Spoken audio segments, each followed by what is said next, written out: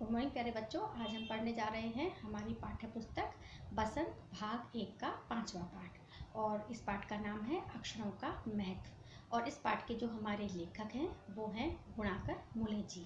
इस पाठ में उन्होंने बच्चों अक्षरों की कहानी के बारे में बताया है, क्योंकि इस पाठ में अक्षरों की कहानी दी गई है कि अक्षरों की क्या कहानी है। तो अक्षरों की कहानी तो बहुत पुरानी है, बहुत पहले से अक्षर आ रहे हैं, लेकिन शुरुआत से ऐसा नहीं था।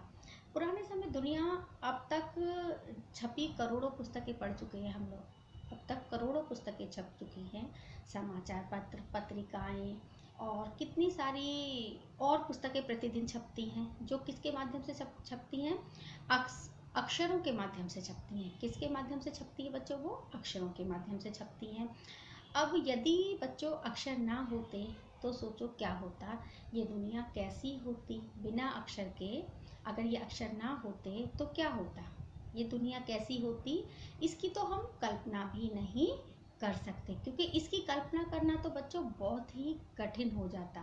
क्योंकि बिना अक्षरों के ना तो आप अपनी बात कह सकते हो, ना अपने भावों को व्यक्त कर सकते हो। आप कुछ भी नहीं कर सकते, क्योंकि कोई माध्यम हमारे विचारों को व्यक्त करने का होता ही नहीं।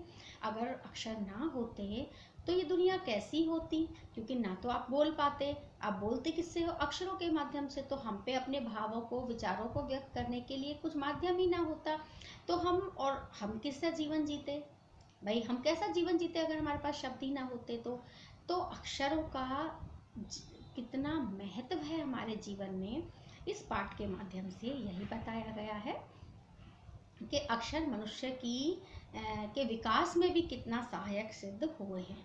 क्योंकि अक्षर आए तो हमारे समाज का, देश का विकास हुआ। क्योंकि अक्षरों के माध्यम से ही तो हमने बोलना और करना, सब पर करना, सब काम करना सीखा। तो अगर ये अक्षर ही ना होते बच्चों तो हम क्या कुछ कर पाते? नहीं, क्योंकि कुछ करने का तो सवाल ही पैदा नहीं होता बिना अक्षरों के। तो हम अक्षरों की कहानी शुरू करते हैं कि पुराने समय में क्या था। लोग क्या समझते थे पुराने समय के कि जो अक्षर हैं उनकी जो खोज है वो किसने की है? ईश्वर ने की है।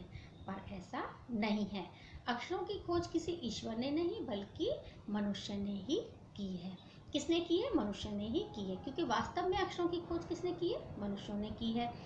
हमारी जो ये धरती है बच्चों, ये 5 अरब साल पुरानी है। कितने? 5 अरब साल पुरानी है हमारी धरती। और मनुष्य की उत्पत्ति हुई है। जब से मनुष्य की उत्पत्ति हुई है तब से उसने विकास शुरू किया, क्योंकि मनुष्य की उत्पत्ति 5 लाख साल पहले मनुष्य की उत्पत्ति हुई थी।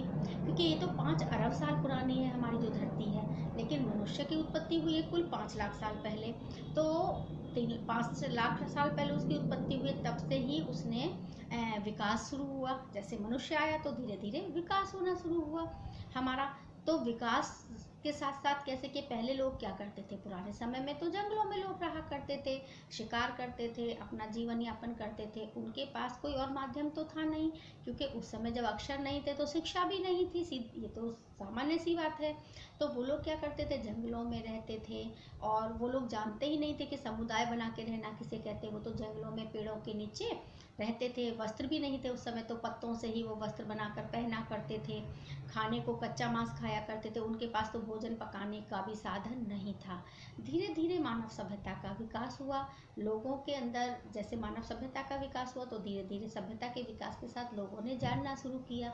धीरे धीरे उन्होंने आगे बढ़ना शुरू किया और धीरे धीरे हमारी सभ्यता का विकास शुरू हुआ। उन्होंने आग जलाना सीखा, खेती करने लगे लोग, एक समुदाय में रहने लगे और उन्होंने खेती करना भी शुरू करा।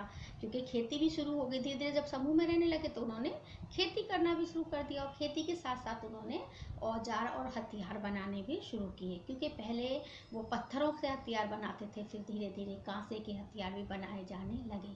क्योंकि शुरुआत में तो वो पत्थरों से ही हथियार बनाते थे, पत्थरों के हथियार से ही वो शिकार किया करते थे।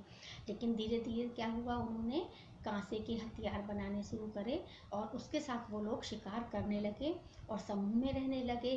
समूह में रहने लगे तो एक सभ्यता का विकास शुरू हुआ। जब लोगों ने समूह में रहना सीखा तो एक सभ्यता का विकास हुआ।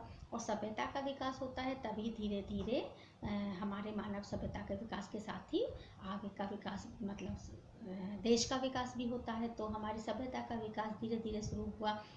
अब हम ये जान पाते हैं कि पिछले कुछ हजार सालों में आदमी किस प्रकार काम करता था। पिछले जो कुछ हजार साल पहले हैं लोग किस प्रकार काम करते थे, क्योंकि अभी तक तो हमने जाना कि हमारी सभ्यता का विकास कैसे शुरू हुआ, क्योंकि लोग शुरुआत तो यही थी कि शुरुआत में तो लोग बिल्कुल जंगली जीवन व्यतीत करते थे, जंगलों में बिल्कुल जंगलियों जैसा जीवन व्यतीत करते थे। धीरे धीरे ही उन्होंने एक एक काम को सीखते गए और धीरे धीरे उनके अंदर परिवर्तन आना शुरू हुआ और खेती करनी लोगों ने शुरू की। एक समूह बनने लगा, जो अकेले अकेले लोग रहते थे वो एक सभ्यता का विकास शुरू हुआ, वो एक जगह इकट्ठे होकर रहने लगे। और जब खेती शुरू होती है खेती के साथ ही, और उस समय लोग क्या करते थे कि वो लोग अपने ना चिन्ह भी, मतलब उनके पास कुछ और तो था नहीं, वो क्या करते थे किसी भी चीज़ का माध्यम क्या था उनके पास, कि वो उन्हीं चीज़ों से अपने माध्यम को दर्शाते थे, कि उनके पास और कोई चिन्ह तो था नहीं। तो आदमी किस प्रकार काम करता था ये हमारी सभ्यता के ऊपर आता है कि वो किस तरह से काम करता था। उसके पास और कुछ माध्यम था ही नहीं, उसके पास क्या था, एक धीरे धीरे मतलब वो पुराने समय के से एक उन्होंने माध्यम शुरू किया, उन्होंने अपने भावों को व्यक्त करना शुरू किया। क्या शुरू किया, अपने भावों को व्यक्त करना शुरू किया। कैसे कि वो दीवारों पे चित्र बना दिया करते थे। क्या करते थे, दीवारों पे चित्र बनाया करते थे, क्योंकि पुराने समय में क्या था कि उसी से हमें पता चलता है कि क्या क्या हुआ था। वो लोग क्या करते थे, दीवारों पर अपने चित्र बना देते, उन चित्र और प्रतिलिपियों से ही हमें पता चलता है, क्योंकि उस समय था कुछ भी नहीं था, औजार वैसे नहीं थे। अब वो खेती ही करते थे, पत्थरों के औजारों से और कांसे के औजारों से ही वो शिकार करते थे और खेती का जो भी उनका काम था करते थे। तो अक्षरों का महत्व तो तब तक आया ही, अक्षरों के बारे में तो तब तक खोज हुई ही नहीं थी, क्योंकि जो आगे के लोग उसके बाद जब अक्षरों की खोज हुई तो उन लोगों ने क्या सोचा कि अक्षरों की खोज किसने की है, वो तो ईश्वर के माध्यम से हुई है। लेकिन ऐसा नहीं है, उसकी खोज मनुष्यों ने ही की है, मनुष्यों के द्वारा ही उसकी खोज हुई है। अब क्या होता है, अब के बच्चों के धीरे धीरे जैसे जैसे सभ्यता बसी तो गाँव का विकास होना शुरू हुआ। जब एक सभ्यता बसती है, सभ्यता बनती है, तो उसके साथ ही गांव बनते हैं, गांव से शहर बनते हैं, ऐसे धीरे धीरे करके विकास शुरू होता है।